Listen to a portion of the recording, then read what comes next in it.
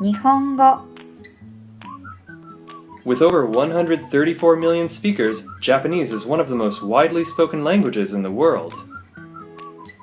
But in order to study Japanese effectively, it's important to understand the difference between written Japanese and spoken Japanese. Let's start with the writing system. Take a look at this sentence. Can you spot the 3 different types of characters? Here's one. It's called kanji. Here's another. Katakana. And the last one is called hiragana. These 3 types of characters make up the Japanese writing system.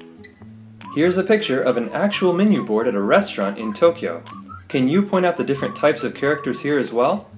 It's a little harder to make out, but you've probably noticed that some of the characters are curvy, some are more angular and straight, and some are quite complicated. I'm sure you can also see the abundance of English, which is quite common in larger cities like Tokyo. Let's examine them a little more closely. Again, the one on the left is hiragana, the one on the right is katakana, and the bottom one is kanji. What are some of the differences between them? While hiragana tends to be very curvy and stylistic, katakana is a bit sharper, angled, and straight. Kanji is a different beast altogether and can range from a single simple stroke to very complicated characters. But why does Japanese use 3 types of characters instead of just one like English?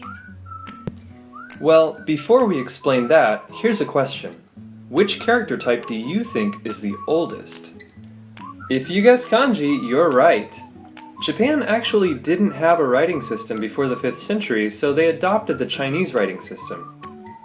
Katakana emerged from kanji as a syllabary of spoken language and was primarily used by men of status like samurai. Hiragana came about in the same fashion but was used primarily by women.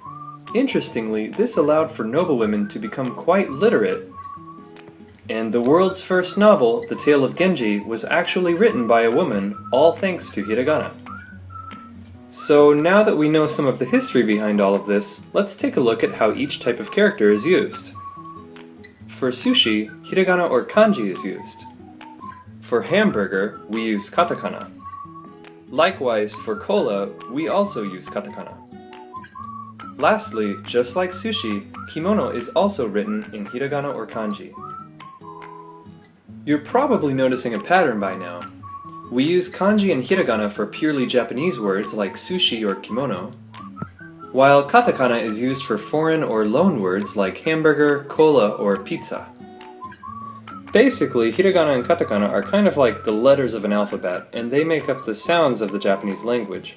Kanji, on the other hand, can be used to represent hiragana and resemble pictures that represent ideas. So here we have a kimono, a fork and a spoon, chopsticks, soccer, a businessman, and sumo. Let's think for a moment about whether we would use hiragana, katakana, or kanji to represent each of these in written Japanese. So, if this is along the lines of what you were thinking, then good job! As you can see, the words rooted purely in Japanese origin, like kimono, which is Japanese traditional dress, hashi, or chopsticks, and sumo, would all be written in hiragana or kanji, while the ones on the right find their roots in Western culture and are expressed using katakana. Their spoken form also resembles the way they sound in English. ビジネスマン、フォーク、スプーン、サッカー。 So let's take a look at that menu from before. As you can see, most of the menu is written using katakana. What does this tell you about the kinds of products that this place might sell? Chances are they have a lot of imported things, so if you can read at least katakana, you'll probably be fine ordering on your own. But if you walk into a more traditional place, you'll probably run into a lot of this. But don't get discouraged, because if you love Japanese food as much as I do, there's plenty of reason to get excited about learning. As you can see, Japanese is a very unique and interesting language. And while learning Japanese can seem like a mountain of a task even for advanced learners, don't worry too much. We're here to make it easier for you. See you in our next video. ありがとう